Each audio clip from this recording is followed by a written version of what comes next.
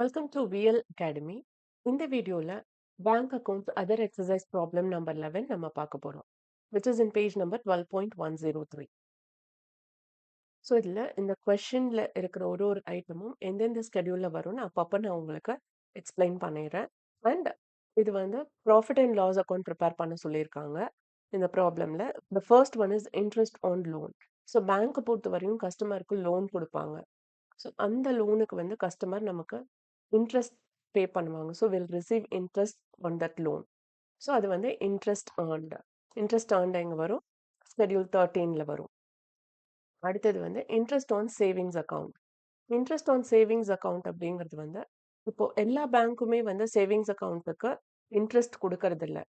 Very few banks savings account open பண்ணி அதில் ஒரு 50,000 பேலன்ஸ் மெயின்டைன் பண்ணுறோம் அப்படின்னா அந்த 50,000க்கு ஒரு நாள் கணக்கில் அவங்க இன்ட்ரெஸ்ட் சார்ஜ் பண்ணி போடுவாங்க.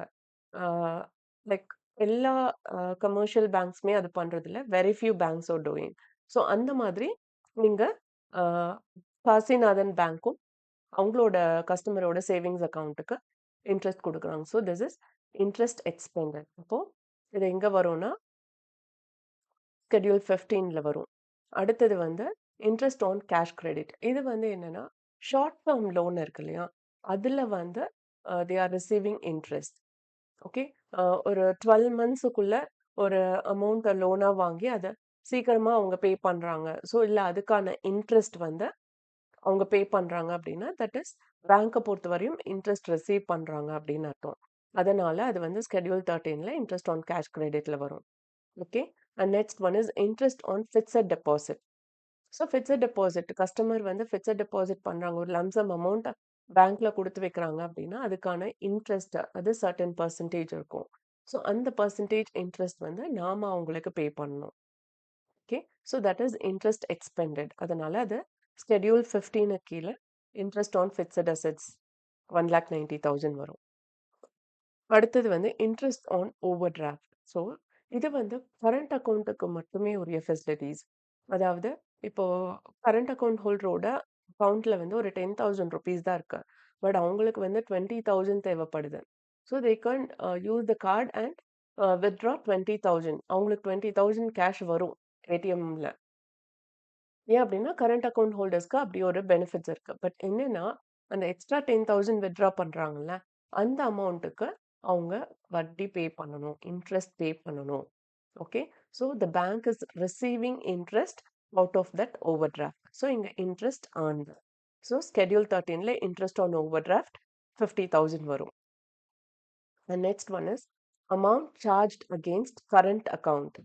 So amount charge against current அக்கௌண்ட்னா கரண்ட் அக்கௌண்ட் ஹோல்டர்ஸ்க்கு வந்து இந்த ஒரு ஓவர் டிராஃப்ட் பெனிஃபிட்ஸ் மட்டும் கிடையாது, நிறைய சர்வீஸ் வந்து பேங்கர்ஸ் பண்ணுவாங்க.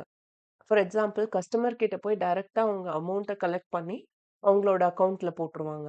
ஸோ அந்த மாதிரியான சர்வீஸ்க்கு சர்டன் சர்வீஸ் சார்ஜ் வந்து பேங்க் அவங்க அக்கௌண்ட்ல இருந்து எடுப்பாங்க.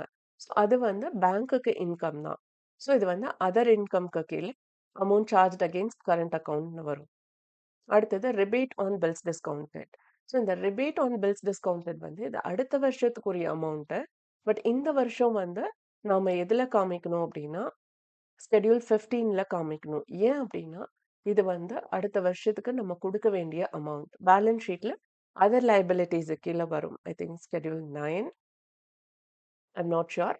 ஸோ இங்க வந்து rebate on bills discounted profit and loss அக்கௌண்ட்ல இன்ட்ரெஸ்ட் எக்ஸ்பெண்டட் கீழே வரும். ஓகே, இது எனக்கு கொஞ்சம் டவுட்டாக இருந்ததுனால ரெட் கலர் போட்டு வச்சேன். And now I am under recording. So அதை என்னால் சேஞ்ச் பண்ண முடியல. So please adjust. ஓகே, அடுத்தது வந்து salaries and allowances. இது வந்து எம்ப்ளாயிஸ்க்கு பேங்க் கொடுக்கக்கூடிய salaries and allowances. ஸோ அது வந்து ஆப்ரேட்டிங் எக்ஸ்பென்சஸ் கீழே வரும்.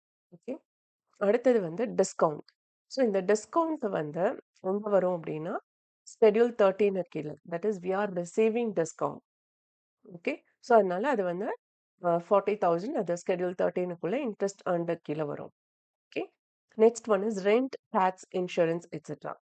இது வந்து ஆப்ரேட்டிங் எக்ஸ்பென்சஸ். ரெண்ட் பே பண்ணுறது, டேக்ஸ் பே பண்ணுறதுலாம் ஆப்ரேட்டிங் எக்ஸ்பென்சஸ். ஸோ அது வந்து ஸ்கெடியூல் 16 கீழே வரும்.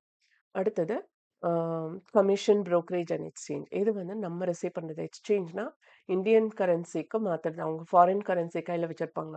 எங்கேயாவது அப்ராட் போயிட்டு வரப்போ, அந்த பேலன்ஸ் ஃபாரின் கரன்சி வந்து இப்படியே கையில வச்சுட்டு ஃப்ளைட் ஏறியிருப்பாங்க டென்ஷன்ல. ஆனா அத மாத்துறதுக்கும் மறந்திருப்பாங்க. அத இந்தியா வந்து மாத்துறப்போ, அதுக்கு வந்து சர்டன் பெர்சன்டேஜ் அமௌண்ட் அதாவது இப்போ ஃபார் எக்ஸாம்பிள் யுஎஸ் டாலர் வந்து 10,000 வொர்த். யுஎஸ் டாலர் நம்ம கையில இருக்கு. ஒரு $100 இருக்கு அப்படின்னா, அதுக்கு 10,500 வருது அப்படின்னா, 500 அவங்க கமிஷனா ரிசீவ் பண்ணிட்டு 10,000 மட்டும் குடுப்பாங்க. Customer. So that is called exchange. And brokerage இந்த மாரி கமிஷன் ரிசீவ் பண்றது இது எல்லாமே வந்து ரிசீவிங். ஸோ அதனால அது வந்து அதர் இன்கம்க்கு கீழ வரும். ஓகே. அடுத்தது managing director salary and contribution to provident fund. So இது 2மே வந்து அ ஆப்பரேட்டிங் எக்ஸ்பென்சஸ். ஸோ அதனால அதுக்கு கீழ நம்ம இத போட்டிருக்கோம். இப்போ ஷெட்யூல் 13 ஓட டோட்டல் 5,19,000 அண்ட் ஷெட்யூல் 14 ஓட டோட்டல் 35,000. ஆக்சுவலா நெறைய பேர் வந்து எனக்கு கொஸ்டினையும் காமிச்சு ஆன்சர் எக்ஸ்பிளைன் பண்ணுங்கன்னு சொன்னதுனால தான் நான் இந்த மாரி எக்ஸ்பிளைன் பண்ணியிருக்கேன். பட் சிலருக்கு வந்து ஆன்சர் அப்படியே கான்ஸ்டன்ட்டா இருந்தா it will be easy for them. So அப்படி இருக்கிறவங்க கொஞ்சம் வீடியோ பாஸ் பண்ணி ஆன்சர காப்பி பண்ணிக்கோங்க. Okay. And for Schedule 14, the total is 35,000 and Schedule 15 is 3,59,000 and Schedule 16 is 1,85,000. இப்போ இத ப்ராஃபிட் அண்ட் லாஸ் அக்கவுண்ட் ஃபார்மேட்ல போடணும். Okay. I think this is Kasinathan bank limited. நான் ப்ரீவியஸ் ப்ராப்ளமோட ஃபார்மேட் அப்படியே எடுத்து போட்டதுனால இங்க மாத்துறதுக்கு மறந்துட்டேன். ஸோ நீங்க அப்படி மாத்திடாதீங்க.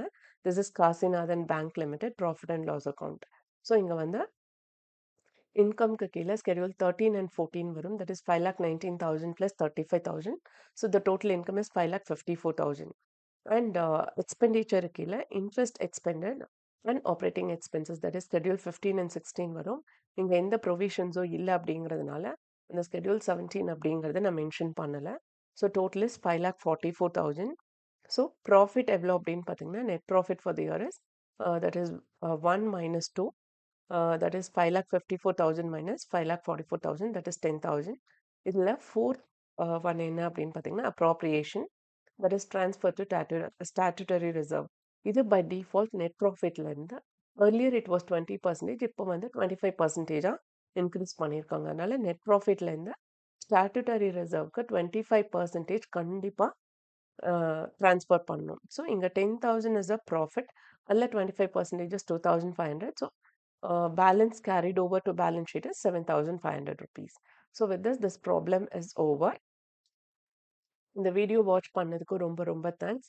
இந்த வீடியோ நிஜமாவே இன்ஃபர்மேட்டிவா இருக்குன்னு ஃபீல் பண்ணீங்கன்னா, லைக் பண்ணுங்க, ஷேர் பண்ணுங்க அண்ட் சப்ஸ்கிரைப் பண்ணுங்க அண்ட் மறக்காம பெல் பட்டன் கிளிக் பண்ணுங்க. ஒன்லி தென் நான் என்ன ப்ராப்ளம் உங்களுக்கு அப்லோட் பண்றேன் அப்படிங்கிறது நோட்டிஃபிகேஷன்ல வரும். And if you have any doubt on this problem, the doubt comment பண்ணுங்க as early as possible. I'll try to reply for that. Thank you once again.